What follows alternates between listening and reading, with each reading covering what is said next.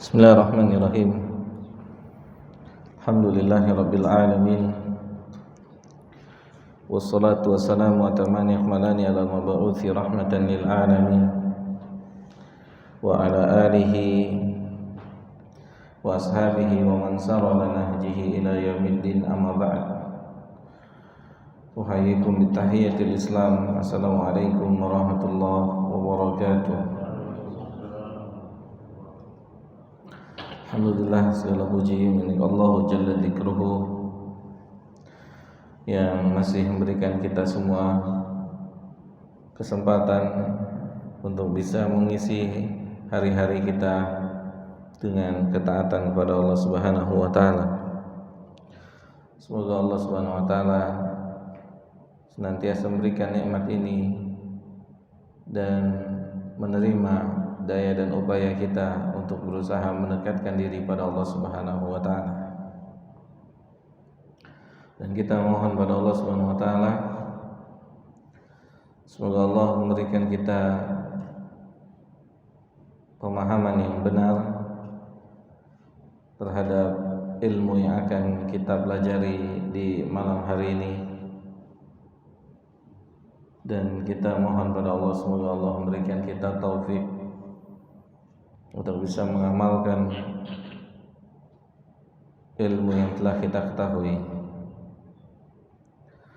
Baik, jemaah yang dimuliakan oleh Allah Subhanahu wa taala,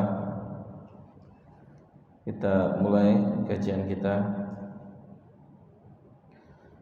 masih dalam pembahasan muharramatun istahana biha an-nas, karya Fadilatul Syekh Shalih Al-Munajjid hafizahullah ta'ala. Kita akan membaca apa yang beliau sampaikan dalam kitabnya ini pada malam hari ini, yakni berkenan atau berkaitan dengan kecemburuan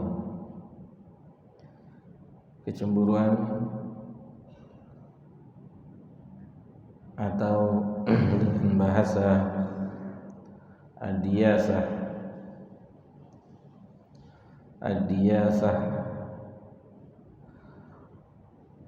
yakni seseorang yang tidak memiliki kecemburuan,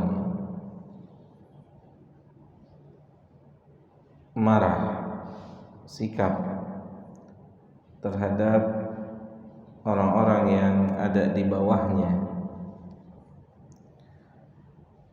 yang menjadi tanggung jawabnya. Dia tidak memiliki sikap ketika orang ada di bawahnya ini melanggar syariat Islam.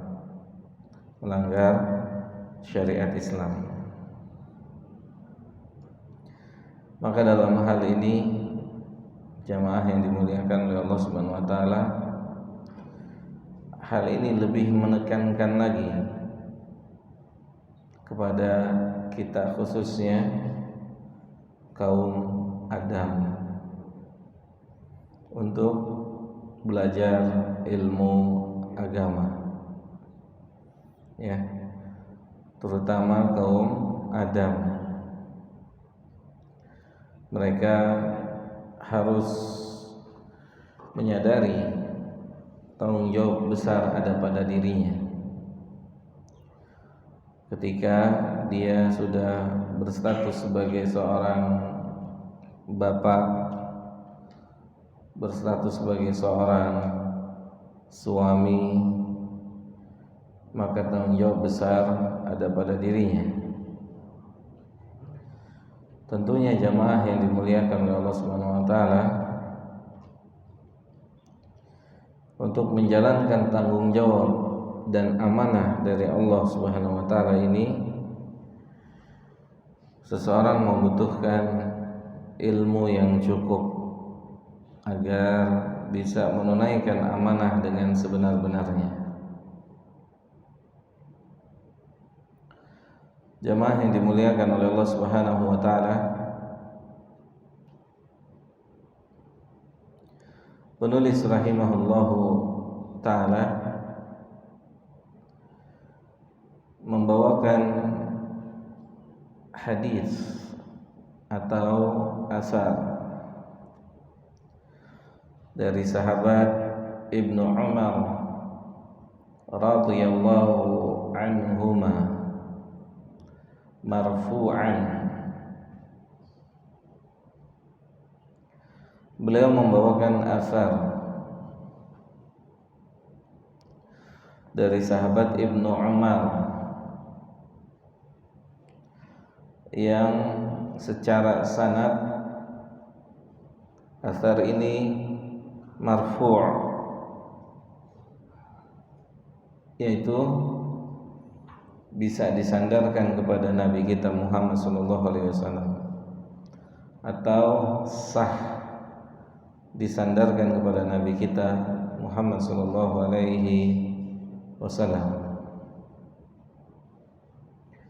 Sebagaimana yang kita ketahui di dalam dunia hadis, maka kita kenal ada yang disebut dengan hadis marfu',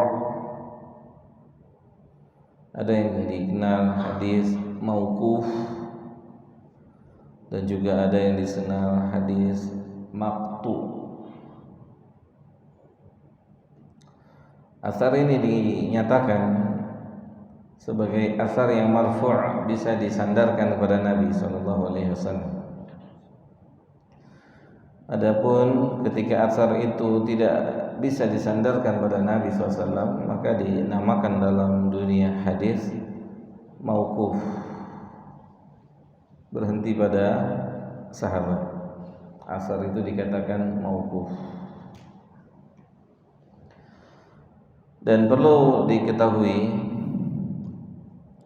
mauqufnya sahabat pun diterima, karena sahabat dihukumi orang-orang yang adil, udul, terpenuhi persyaratan sebagai rawi-rawi yang diterima. Ya, rawi itu ada tingkat-tingkat, atau rawi itu statusnya bertingkat-tingkat.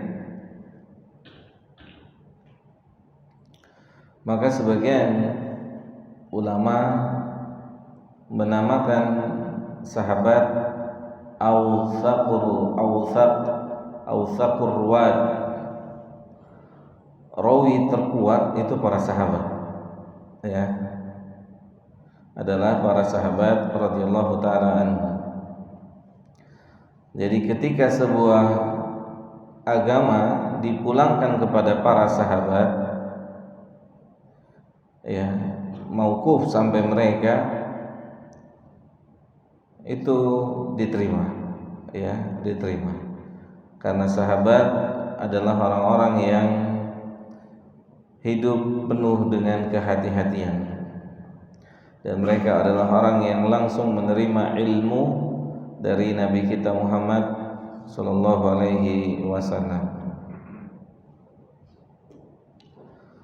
Adapun ketika hadis tersebut tidak bisa disandarkan kepada para sahabat, maka dia disebut dengan hadis maqtu', ya, terputus sanadnya, hadis maqtu', dan hanya bisa disandarkan sampai pada tabi'in, terus ke bawah.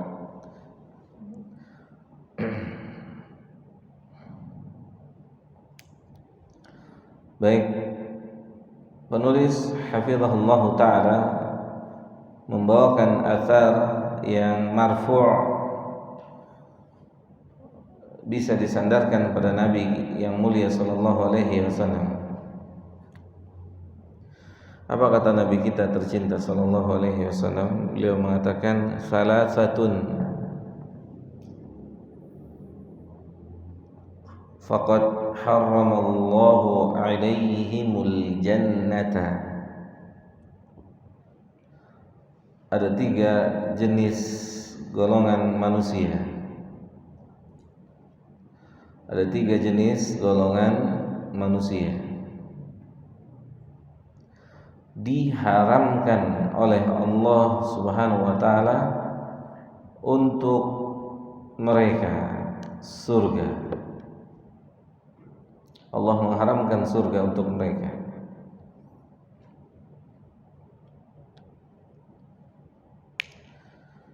Kecuali mereka bertobat dengan taubatan nasuha. Artinya jika mereka mati di atas 3 sifat ini, mereka terancam tidak bisa masuk ke dalam surga. Jelas? Mafhum sampai sini? Ketika mereka atau 3 sifat ini jika tetap ada pada diri seseorang sampai dia mati, maka dia terancam untuk tidak bisa masuk ke dalam surga. Yang pertama, Nabi katakan mudminul khamr, pecandu khamr. Pecandu khamr. Yang kedua, al-aqu. Yang kedua adalah orang yang durhaka kepada orang tuanya.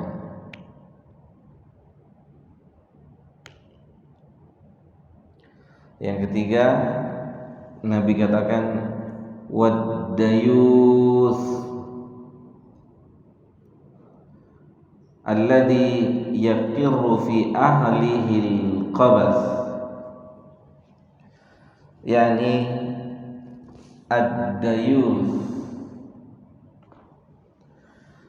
seseorang yang siapapun dia bisa laki-laki, dia bisa perempuan. Misal seorang ibu yang tidak marah melihat kelakuan anak-anaknya yang melanggar syariat. Mafhum? Ya. Atau siapapun yang memiliki orang-orang di bawahnya, orang yang di bawahnya yang melakukan tindakan melanggar syariat, ya, tindakan melanggar syariat karena marah karena pelanggaran syariat itu disyariatkan. Paham enggak? Marah yang dibangun karena adanya pelanggaran syariat itu disyariatkan. Salah kalau dikatakan diijmalkan Nabi orang yang enggak pernah marah. Ya. Ini salah besar kalau ini diijmalkan. Ijmal diumumkan, dimutlakan. Nabi enggak pernah marah. Salah. Nabi marah. Nabi marah di satu kondisi atau di beberapa kondisi Nabi marah sallallahu alaihi wasallam. Antum tahu, dan kalau Nabi marah itu orang takut sampai ketakutan kalau Nabi sudah marah, dan marahnya beliau akan kelihatan dari wajahnya, mukanya berubah, wajahnya beliau berubah sallallahu alaihi wasallam. Kalau beliau sudah marah, orang nunduk diam ketakutan. Saking berwibawanya Nabi kita tercinta Muhammad sallallahu alaihi wasallam. Ya, marah. Contoh misal Nabi marah kapan? Saat Nabi memerintahkan para sahabat mengumpulkan harta sedekah. Kemudian tidak direspon dengan cepat oleh para sahabat. Tidak direspon dengan cepat, maka berubah wajahnya sallallahu alaihi wasallam. Dan sahabat ngerti perubahan wajah itu artinya Nabi sedang marah, maka langsung mereka cepat melakukan kebaikan itu, berinfak, bersedekah, karena ngelihat perubahan ada di wajah Nabi kita Muhammad sallallahu alaihi wasallam. Ya, bahkan Nabi juga pernah marah kepada istrinya ketika di rumah memasang hordeng yang terdapat gambar makhluk-makhluk bernyawa. Taib. Dan para ulama membedakan cara marah terhadap manusia. Masing-masing manusia berbeda. Masing-masing manusia berbeda. Dan terhadap anak kecil itu hanya sebatas sentakan seperti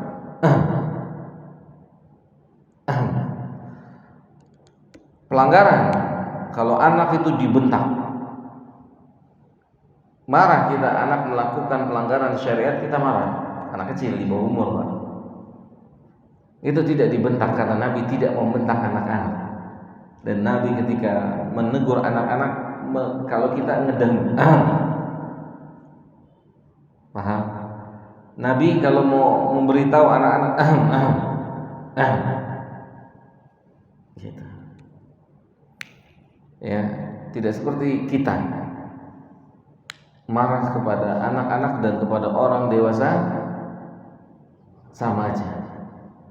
Ini butuh ilmu, ya.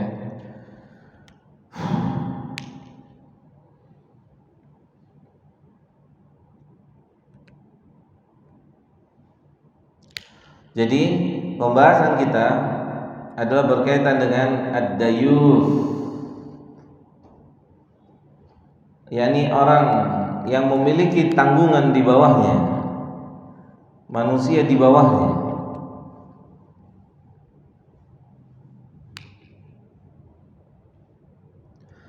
Yang melanggar syariat,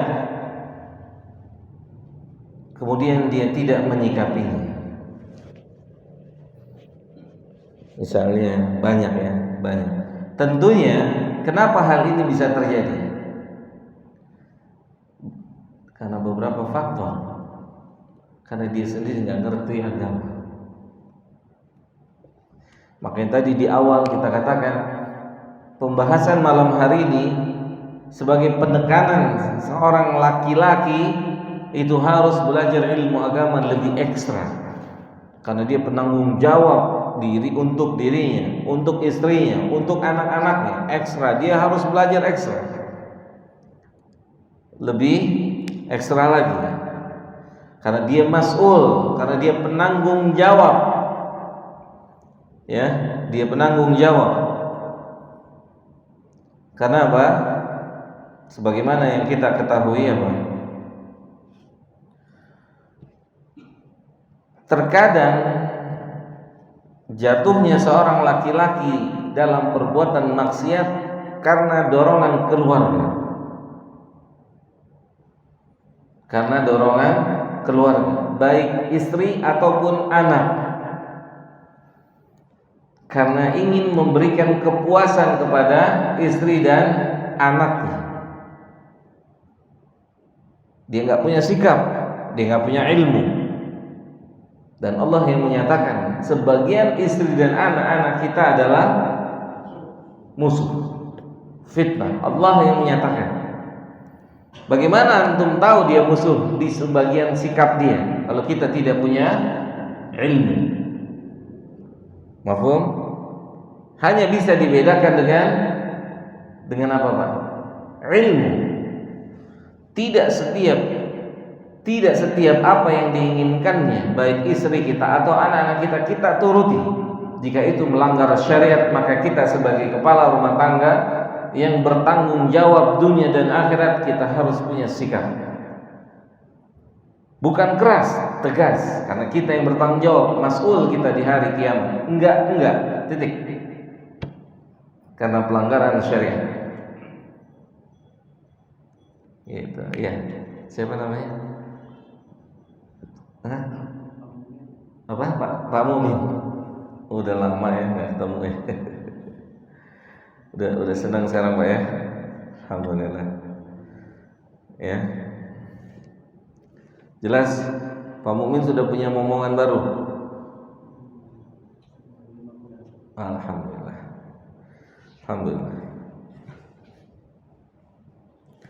Baik. Harus punya ilmu. Beliau harus punya ilmu. Nanti ketika dia tidak punya ilmu, sebagian kita sibuk di 7 bulan. Sahih? Sibuk bikin acara 7 bulan. Dia seorang bapak, dia seorang kepala rumah tangga, dia harus punya ilmu. Enggak, dia punya sikap, dia penanggung jawab dunia akhirat. Lewat 7 bulan keluar itu bayi, ritual lagi. Sahih? Ritual lagi. Ada yang bawa sapu lidi. Sahih? Sapu lidi ya,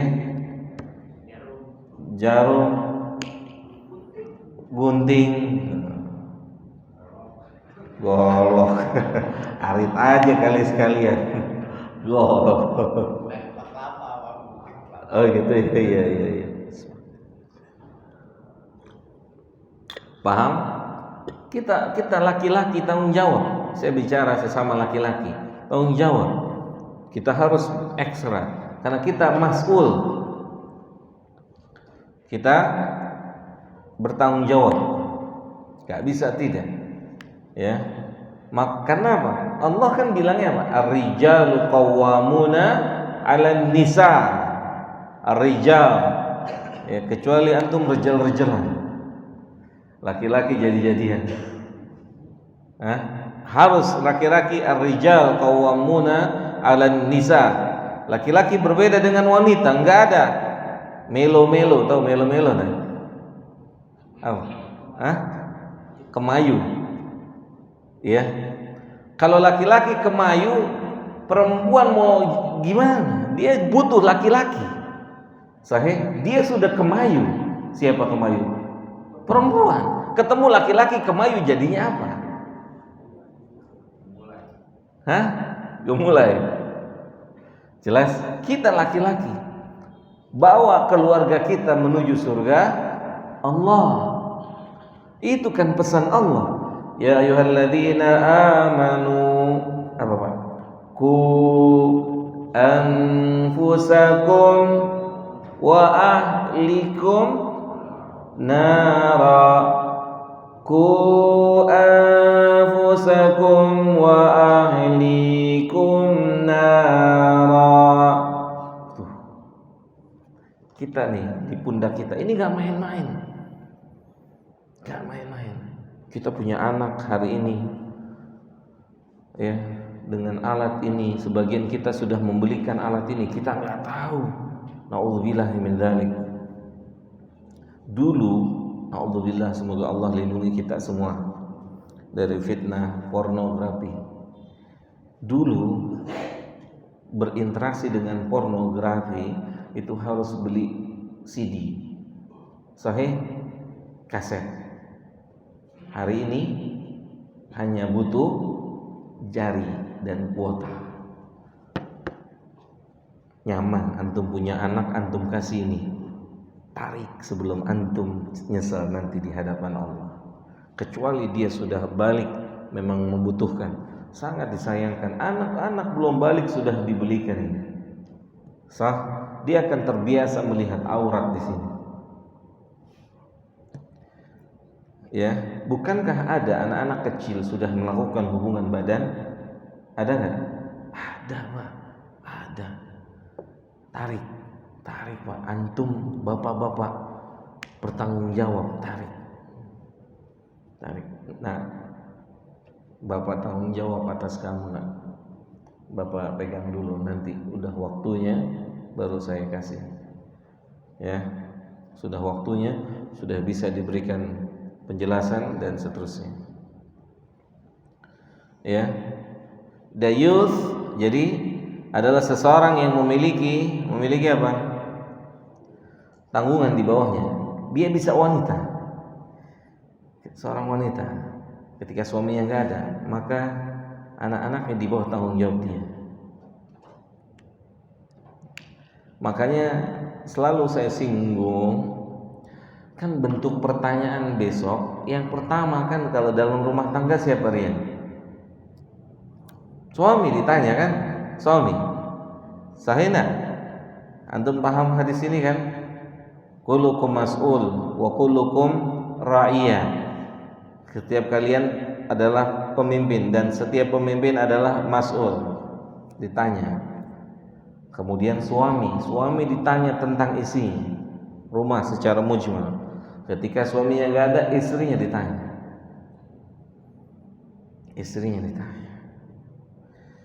Di sini sudah sebuah pelajaran, seorang wanita memang tempatnya di rumah.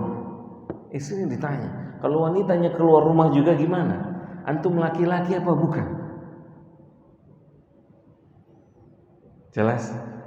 Kita laki-laki, kita penanggung jawab. Ar-rijalu qawwamuna 'alan nisa. Muliakan mereka, tempat mereka di rumah. Muliakan mereka. Siapa muliakan? Para wanita. Muliakan mereka di rumah. Kalaupun mau keluar rumah sama kita kan pendampingnya, suaminya, mahramnya. Mereka ya, kerusakan itu ketika mereka keluar tanpa mahram. Bebas seperti bebasnya hari ini. Nasallallahu al-afiyah wa salam.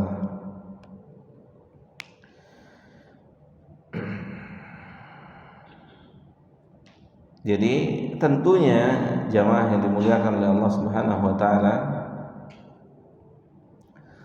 dayus ini terjadi karena beberapa faktor. Faktor kurang ilmu, faktor kurang iman, faktor kurang yakin, ya. Dan faktor terbesarnya adalah karena kurang ilmu, sehingga terjadilah apa yang terjadi. Bapaknya rajin bolak-balik ke masjid, kajian sana sini. Nggak marah ngelihat putrinya keluar rumah rok mini.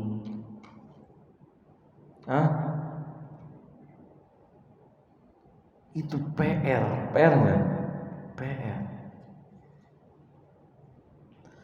Semoga Allah berikan taufik buat kita semua. Kalau sudah terjadi gimana, Pak?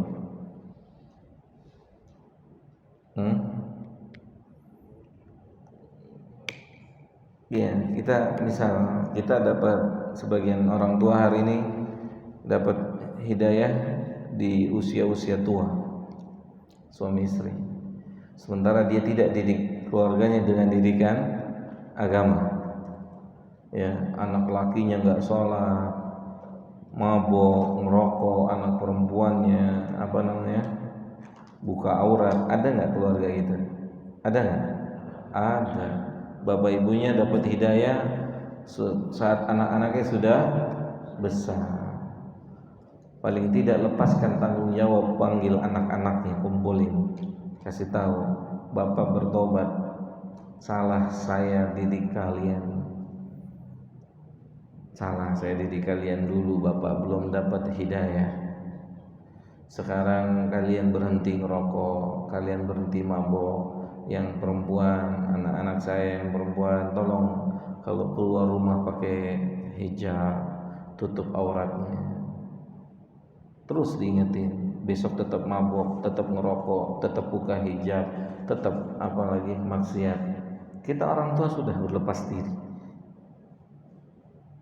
nah punya kemampuan untuk merubah yang sudah menjadi kebiasaan dia. Tetap kita kasih tahu, bapak dulu salah, bapak belum dapat petunjuk, bapak tidak dapat hidayah, baru dapat hidayah. Gitu. Kalau kita biarin dia begitu, kita kena dosa nanti. Kita kena dosa, dia tuntut kita nanti. Ya, kan kita ditanya, yang kita ditanya kan istri kita, misalnya kita punya istri nggak sholat, saya perintahin dia sholat setiap hari, selesai, antum selesai tanggung jawabnya. Tapi ketika kita ridho dia nggak sholat, kita yang kena tanggung jawab. Kita punya anak nggak sholat, kita sudah kasih tahu pagi, siang, sore, kita kasih tahu sholat, nak sholat, dia nggak sholat, selesai, tanggung jawab kita selesai. Jelas? Tapi ketika kita diemin dia begitu, dia nggak sholat, dia nggak pakai penutup auratnya, kita tanggung jawab, kita mas'ulnya. Dia bisa tuntut kita atau tidak? Anak kita bisa tuntut kita ketika kita sudah memberikan nasihat, ketika kita sudah didik. Ketika kita sudah mendidiknya, kemudian dia memilih kecenderungan untuk berbuat dosa, dia bisa tuntut kita? Enggak. Dia akan tuntut kita ketika kita tidak mendidiknya. Dia tuntut kita. Ya, dia akan tuntut kita.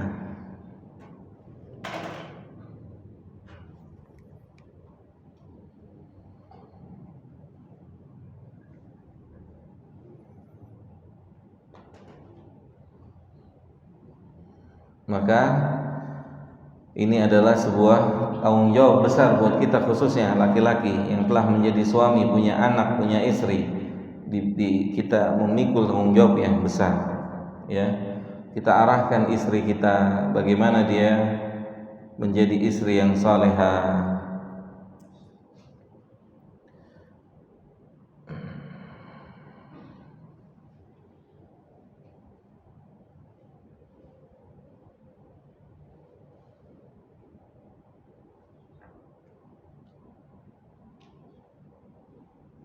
Taib. Penulis buku ini orang yang masih hidup hari ini, Fadilatul Syekh Saleh Munajjid hafizahullah. Bahasanya juga bahasa hari ini. Beliau bilang apa? Wa min suwarid diyadah fi asrina, dan salah satu di antara gambaran dayuth, yakni tidak adanya kecemburuan pada pihak-pihak yang memiliki tanggung jawab di zaman kita hari ini, yang tersebar al-ighdha' anil binti awil mar'ati fil baiti wa hiya tattasilu bir rajuli al-ajnabi yuhadithuha wa tuhadithuhu bima yusamma bil maghazalat wa an yarda bi khalwati ihdan nisa'i baitihi ma'ar rajulin ajnabi.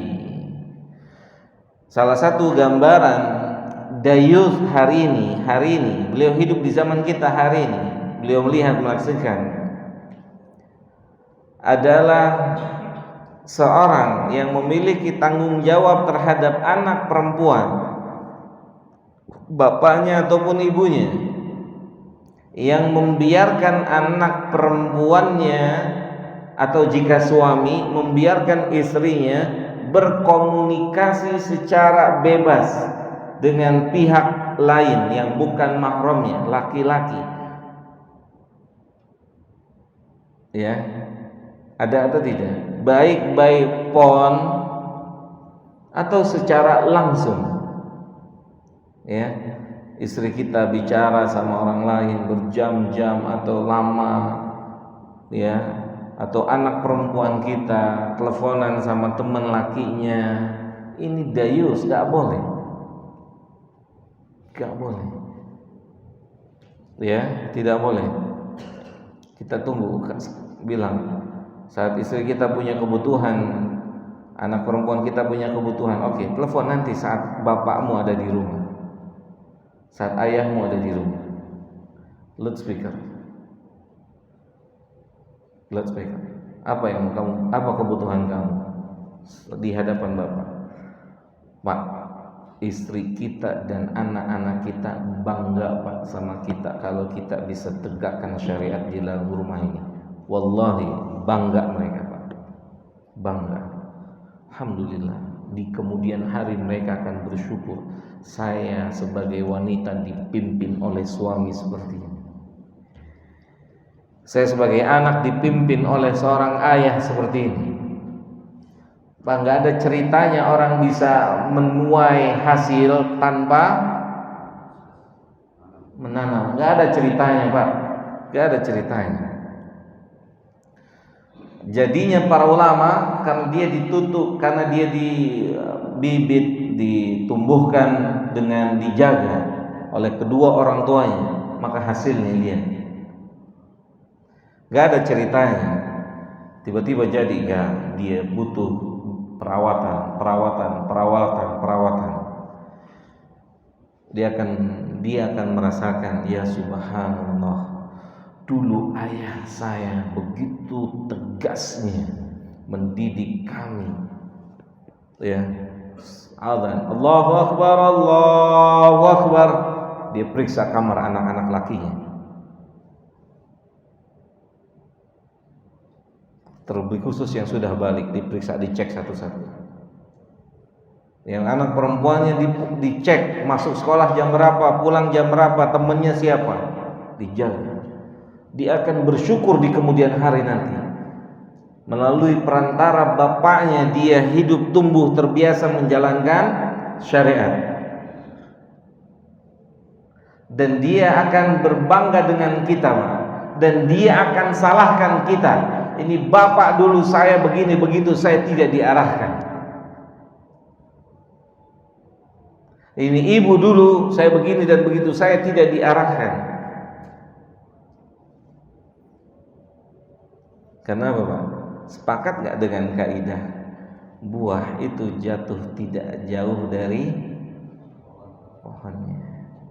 Oke, kalau kita sudah rusak dari awal, kita bertobat pada Allah dan berupaya terus kumpulin anak-anak kita, istrinya, yang punya cucu kumpulin. Wa anzir ashiratakal aqrabin. Kata Allah, beri peringatan kepada keluargamu yang terdekat. Panggil terus, jangan bosan-bosan. Kita yang ditanya besok sama Allah.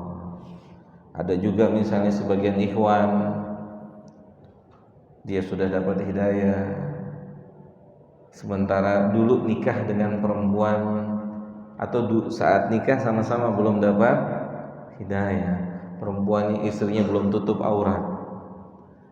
Ada nggak?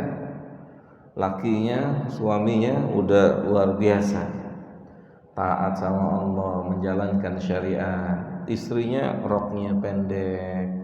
Ada. Sebaliknya juga begitu. Ada nggak sebaliknya? Istrinya hijab, tertutup rapi, masya Allah. Suaminya lagi nungguin istrinya sholat,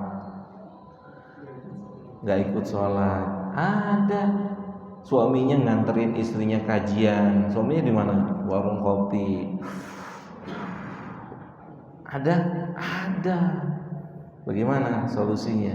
Habis sholat isya insyaallah. Oke. Wassallallahu ala nabiyina Muhammad wa ala alihi wa sahbihi ajma'in. Washabihi wa man walaha ma ba'd. Baik. Jemaah yang dimuliakan oleh Allah Subhanahu wa taala, kita lanjutkan kajian kita. Kita terhenti tadi pada bagaimana nasib kita ketika kita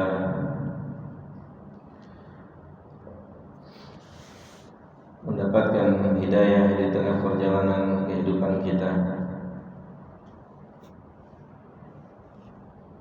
Maka kita lihat firman Allah Subhanahu wa taala dalam Al-Qur'an, dalam surah Al-A'raf ayat 120 atau 164. Dalam surah Al-A'raf ayat 164.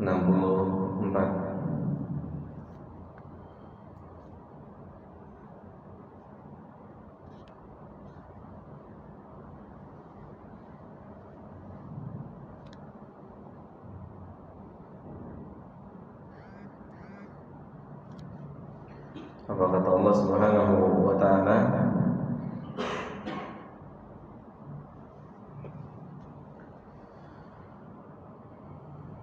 Wa idh qalat ummatun minhum,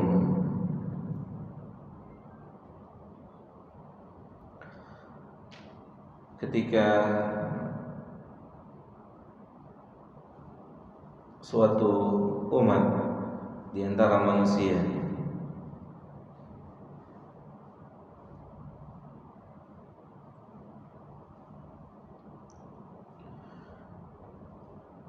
ya, mereka bertanya, ada satu umat atau sekelompok manusia bertanya kepada pihak yang lain,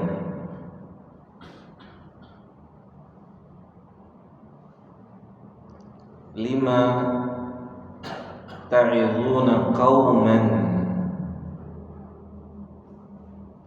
Allahu muhlikuhum aw mu'adzibuhum 'adzaban syadida.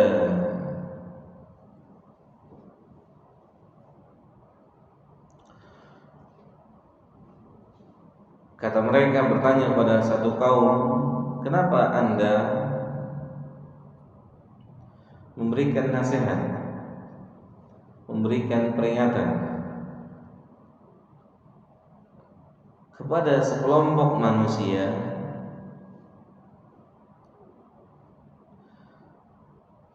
kepada segolongan manusia yang dengan perbuatannya itu dia akan dibinasakan oleh Allah. Ya, dengan perbuatannya itu dia akan dibinasakan oleh Allah Subhanahu wa ta'ala. Atau dengan sebab perbuatannya itu dia akan diazab oleh Allah dengan azab yang keras.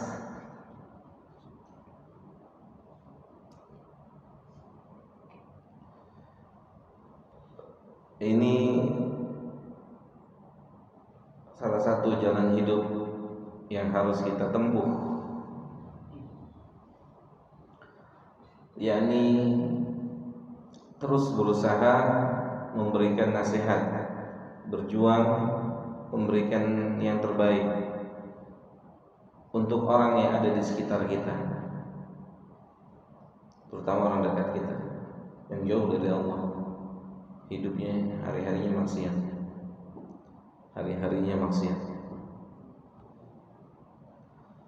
maka kita tetap memberikan mereka nasihat.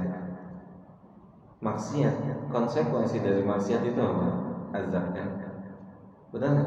Konsekuensinya adalah azab. Ini ada sekelompok manusia mau ngapain lagi sih, kata Imam Ibnu Katsir, seolah-olah ini yang bertanya itu melontarkan pertanyaan, gak ada gunanya dia dinasihatinya. Paham gak? Gak ada manfaatnya, dia keras kepala, dia itu tambeng dia itu.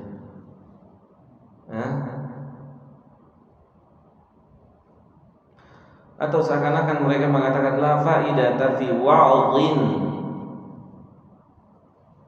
man iqtahama maharimillah walam yasah lin nasih. Tidak ada manfaatnya, seolah-olah mereka berkata tidak bermanfaat memberikan nasihat kepada pelaku dosa itu.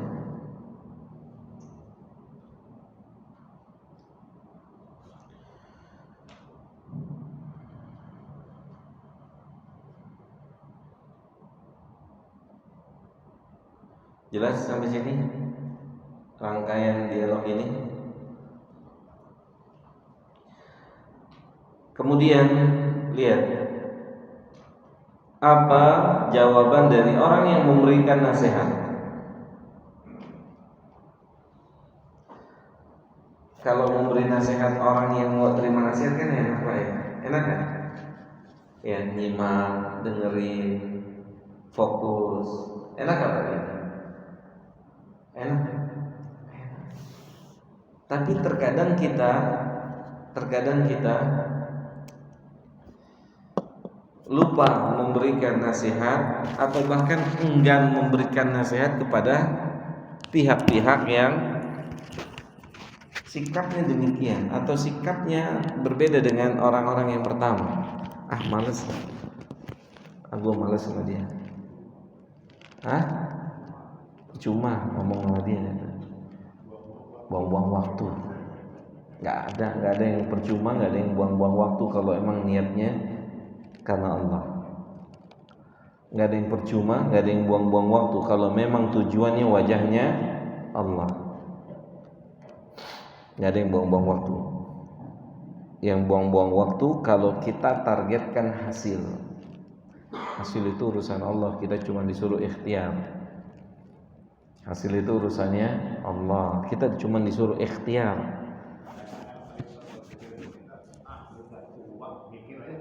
Nah, betul. Makanya inilah Pak, seorang dai dia harus benar-benar belajar komprehensif, karena dia akan menghadapi jamaah yang macam-macam, beda-beda. Ini jamaah begini, alhamdulillah, boleh dibilang kondusif Pak.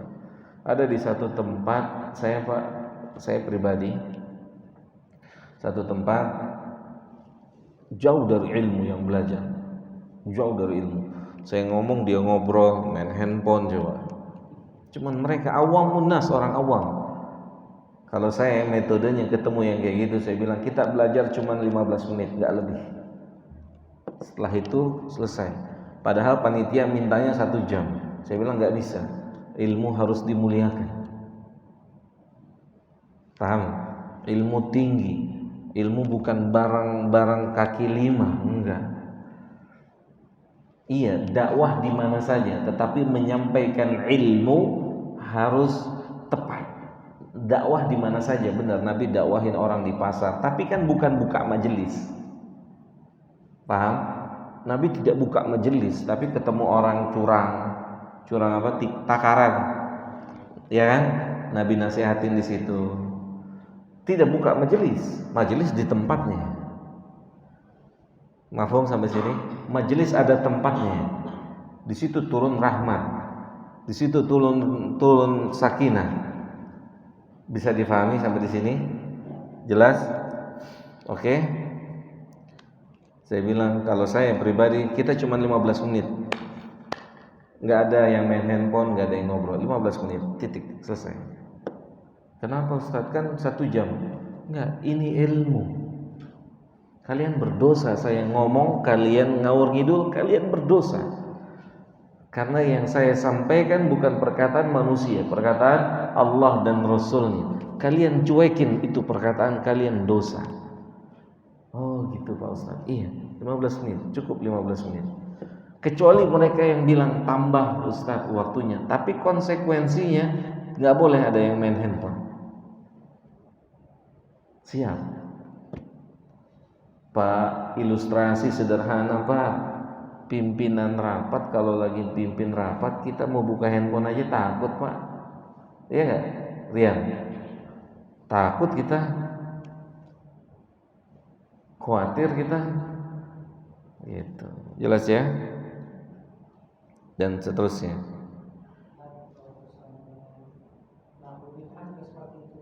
Betul Pak, sabar dikit. Pelaku bid'ah lebih butuh sabar kita. Pelaku bid'ah, pelaku maksiat secara umum kita butuh sabar. Itu butuh kesabaran ekstra. Jangan sampai kita terpancing. Terkadang kita terpancing, ya. Dengan dia bertahan di bid'ah kan kita nggak rugi, benar nggak? Dia bertahan di maksiatnya, dia bertahan di bid'ahnya, kita nggak dirugikan. Kenapa Pak? Masalahnya kalau yang melakukan kebid'ah itu orang yang bawah tanggung jawab kita. Iya, makanya di sini kita bahas nih Pak. Bagian dari keluarga kita gitu ya, di bawah tanggung jawab kita kan.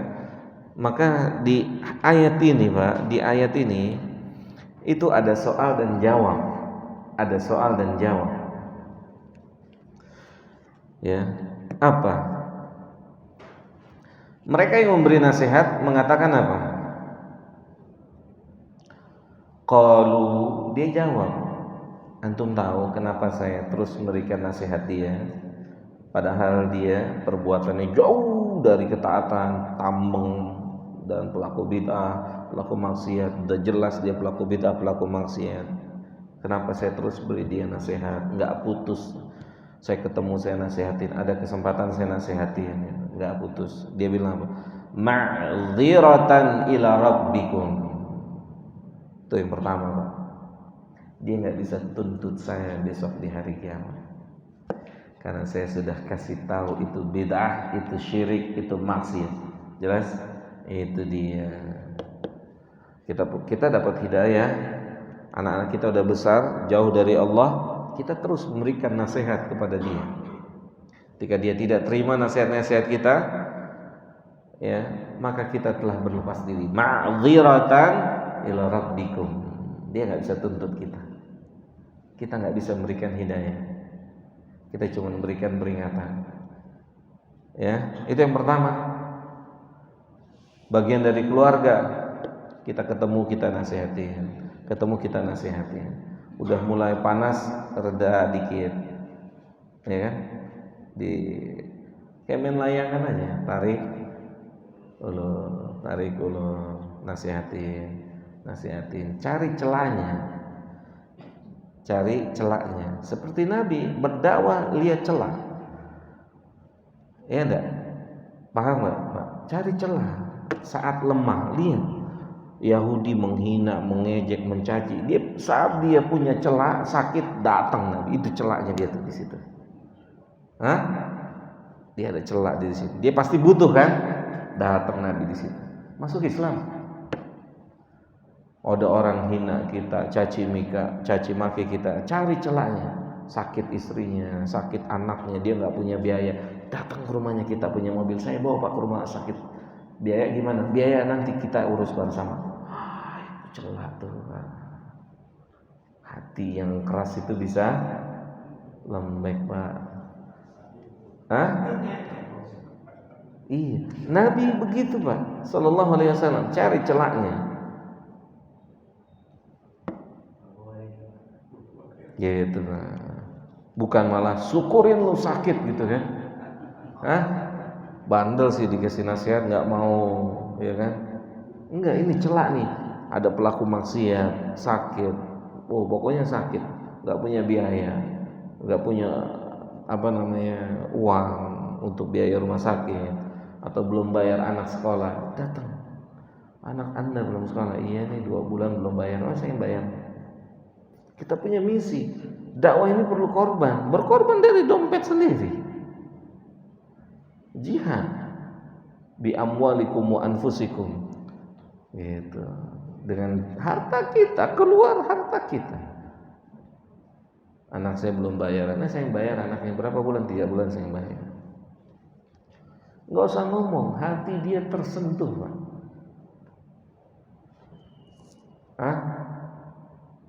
Benar nggak? Praktekin silahkan. Dan begitu Nabi sakit Yahudi itu, padahal tukang ngejek Nabi kan, tukang menghina Nabi, sakit dia datang, Nabi kita datang. Bukan malah Nabi syukurin lo gitu. Begitu. Jelas ya?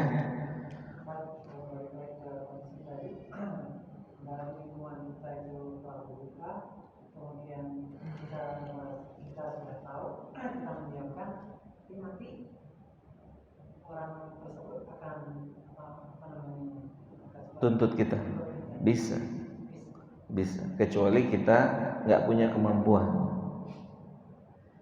nggak punya kapasitas untuk menyampaikan. Soalnya pelaku bid'ahnya ustaz, paham nggak? Kita baru Iqra 3, yang pelaku bid'ahnya udah bacanya Arab gundul lagi gitu kan, kitab kuning, kita Iqra 3, lewat kita dipenggal sama dia. Nah itu kan kita adamul istita'ah, tidak punya kemampuan. Allah tahu, saya ingin sanggup gitu, Pak. Oke, gimana caranya? Kasih buku. Udah, kita nggak punya kemampuan, kasih dia buku gitu. Tapi kalau kita punya kemampuan, ya, ini salah satu alasan dia ma'dziratan ila rabbikum. Ya, ini sebagai alasan aja. Kalau dia serang saya besok di hari kiamat, saya bilang saya sudah kasih dia pengertian. Kemudian yang kedua, la'allahum yattaqun. Ketika kita berdakwah, ya Rian dan jamaah, ini penting nih. Saat kita berdakwah, tujuan dari dakwah itu orang yang didakwahkan itu bisa bertakwa. Gak ada kepentingan. Kita menasihati fulana, siapapun orang, kita nggak punya kepentingan apapun kecuali agar orang itu bertakwa. Kalau dakwah itu ada kepentingan, dakwah itu nggak masuk, nggak mengalir seperti keran yang tertutup. Apa kepentingan dakwah? Apa diadakan kajian seperti ini? Agar orang bisa bertakwa pada Allah. Agar kita bisa bertakwa pada Allah. Agar lebih dekat pada Allah. Bukan ada tujuan-tujuan yang lain. Tujuan misalnya adanya keuntungan dunia, adanya di penghargaan dunia. Enggak, bukan itu. Biar kita bisa bertakwa. Ya. La'allahum yattaqun. Ada orang dakwah kepada pelaku maksiat, tapi orang kaya. Ada udang di balik oncom. Ya. Siapa tahu aja dia tobat kita kebagian apa? Rezeki dia. Gitu. Misalnya kayak gitu. Atau berdakwah ada tujuan-tujuan seperti ini, nggak akan nyampe.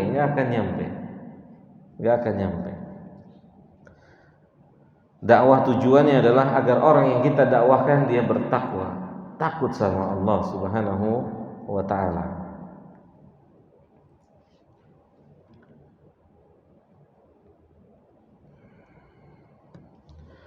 Jelas ya sampai sini?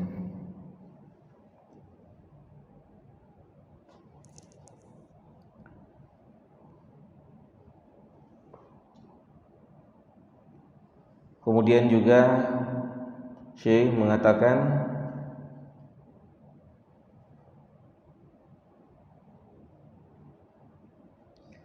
di antara bentuk dayus seorang membiarkan wanitanya, baik putrinya, istrinya bersama laki-laki lain yang bukan mahramnya, seperti berduaan di dalam mobil kasaik.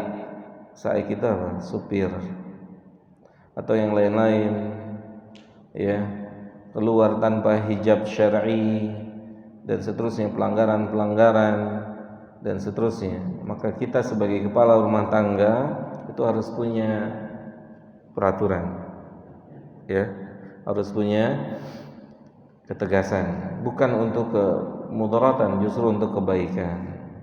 Inilah dayus. Ancamannya berat. Ancamannya jika seseorang tidak menjalankannya terancam untuk diharamkan masuk ke dalam surga.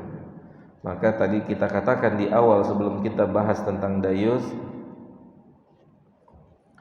ini tugas besar kita sebagai laki-laki untuk membina keluarga kita, istri dan anak-anak kita, ya, membina mereka agar mereka dekat dengan Allah Subhanahu wa taala, karena tidak bisa disamakan takdirnya laki-laki dengan perempuan. Dia enggak sama.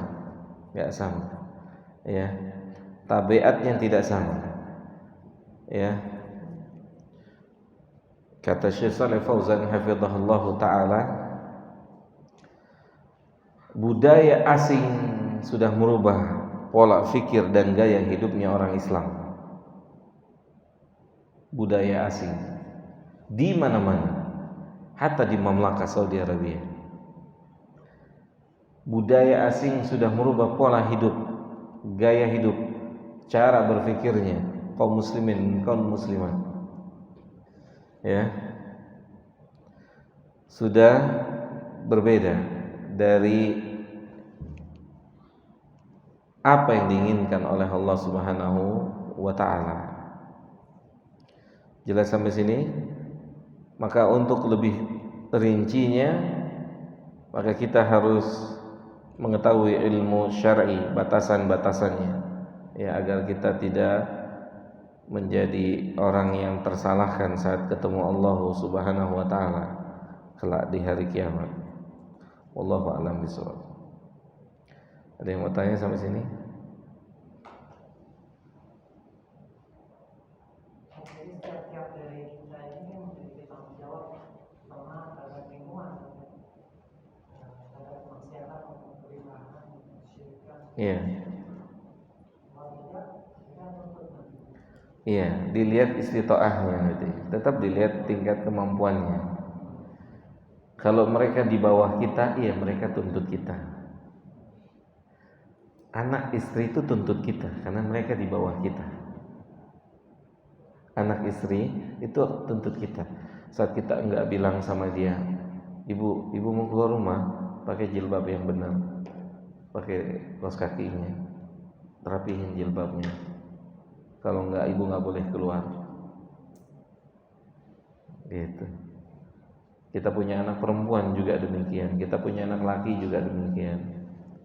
Kita mas'ul, tanggung jawab di hadapan Allah. Enggak main-main Allah ingetinnya. Ku anfusakum wa ahlikum nar. Jaga diri antum. Yang pertama siapa? Antum. Antum itu siapa? Kita Rijal. Laki-laki. Gitu.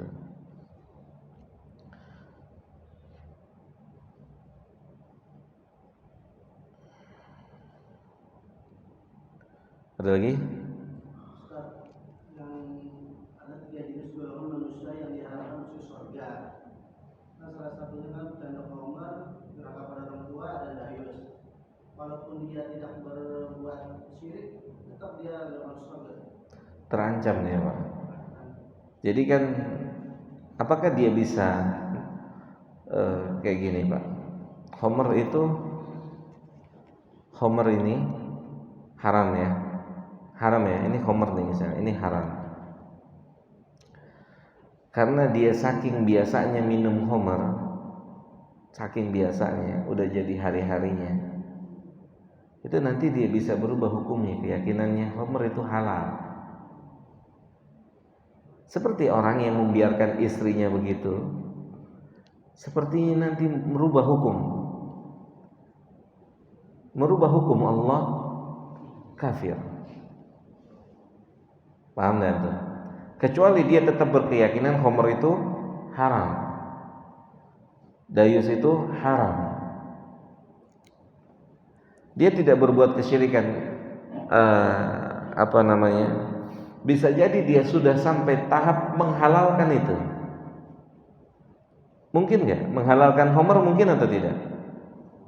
Mungkin nggak? Mungkin. Kan Nabi yang bilang SAW, Nabi kita Muhammad SAW yang mengatakan akan datang satu kaum yang menghalalkan Homer diantaranya. Padahal Homer telah diharamkan. Alat musik dihalalkan, sebagian kaum menghalalkannya. Terjadi lagi, dihalalkan. Dosanya lebih besar dari pelakunya.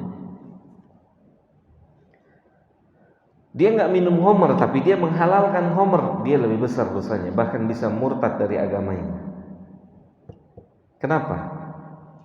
Karena dia merubah hukum yang telah ditetapkan oleh Allah.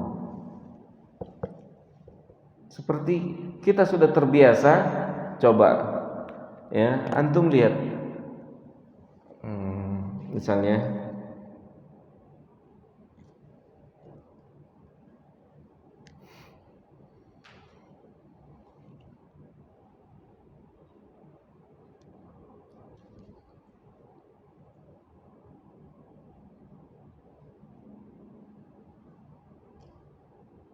antum lihat surat Al-Maidah ayat 78, 79.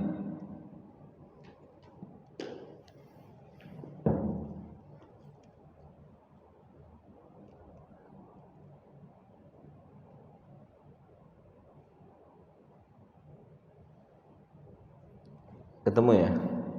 Apa kata Allah? Lu'inal ladzina kafaru min bani Israil ala lisani Daud wa Isa bin Maryam. Dzalika bima asaw wa kanu ya'tadun. Kanu la yatanahawna 'an munkarin fa'aluhu. Labi'sa ma kanu yaf'alun. Kenapa mereka dilaknat? Kenapa mereka dilaknat? Antum lihat ayat. Kenapa? Sebabnya apa? Karena mereka tidak amar ma'ruf nahi mungkar. Kanu la yatanahawna. Awalnya mereka menasehati, nasihatin. Lama-lama bosen. Akhirnya udah biasa berteman dengan yang mabok, berteman dengan yang berdosa, biasa. Jadi tadinya kita nasihatin jadi nggak nasihatin. Itulah dilaknat. Nggak boleh makanya kita punya teman ahli maksiat kecuali kita berdakwah.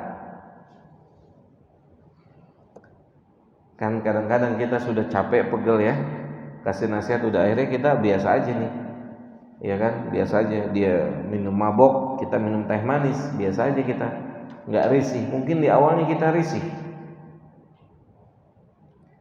nanti ketika itu sudah menjadi sebuah kebiasaan, takutnya itu berpindah bahwasanya kita menghalalkan perbuatan itu. Paham nggak? Kalau sudah menghalalkan perbuatan itu, dikhawatirkan ditahrim, diharamkan oleh Allah. Mafhum? Kalau sampai dia menghalalkan 3 perbuatan ini. Tapi ketika dia masih meyakini ketiga perbuatan ini adalah diharamkan oleh Allah, diharamkan oleh syariat, dia tidak jatuh dalam kekafiran. Lihat bahasanya apa? Mudminul khomer, pecandu khomer. Bukankah para pecandu khomer itu biasa minum khomer? Seakan-akan khomer itu tidak haram. Bukankah seorang suami atau seorang istri yang punya pasangan peminum khomer juga biasa aja melihat itu? Ya nggak? Terjadi nggak? Udah maboknya nanti aja malam. Bahkan sudah ada ungkapan seperti itu. Awalnya bilang kamu jangan mabok terus. Lama-lama bilang jangan banyak-banyak. Tapi kan tetap mabok namanya. Bisa dipahami sampai sini? Iya Pak, muslimin. Mukminin apa muslimin? Mukmin. Ada lagi yang lain? Kalau nggak ada kita selesaikan sampai di sini. Apa?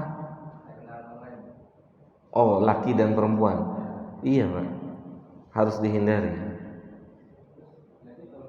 Solusinya, suaminya nganterin. Ya itu dia, kebiasaan yang harus dirubah.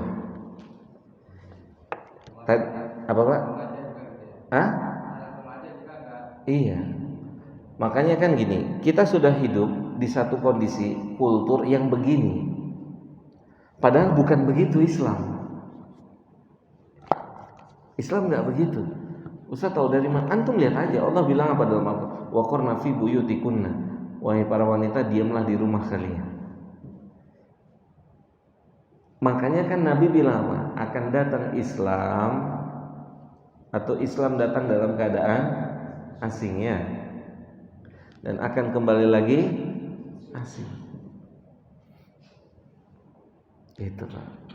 Hatta kendaraan online, ya itu sudah menjadi hal yang menyebar di mana-mana. Bagaimana solusinya? Sama mahramnya.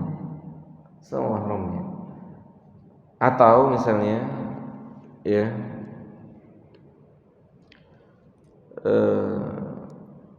dengan apa namanya, beberapa teman-teman akhwat misalnya, tidak sendiri dan jarak juga nggak jauh. Bisa dipahami sampai sini? Jarak nggak jauh, tidak sampai jarak safar. Kemudian mereka bertiga, berempat naik kendaraan laki satu, tidak sampai jarak safar. Memang ini salah satu apa Pak? Salah satu kultur yang sudah biasa di negeri ini.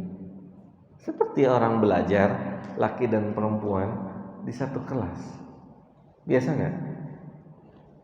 Biasa ya? SMP, SMA, duduk laki dengan perempuan. Sahih? Sebelahan laki dan perempuan, pegangan tangan, bercanda begini. Hah? Sahih enggak? Canda gini, dorong-dorongan, tomplok-tomplokan. Ini sudah tersebar. Tapi bukan ini pembenaran, harus diluruskan. Kan mulai ada sekolah terpisah laki dan perempuan. Dulu sekolah hampir rata-rata semuanya campur, sahih? Dulu campur semuanya, berkembang ilmu.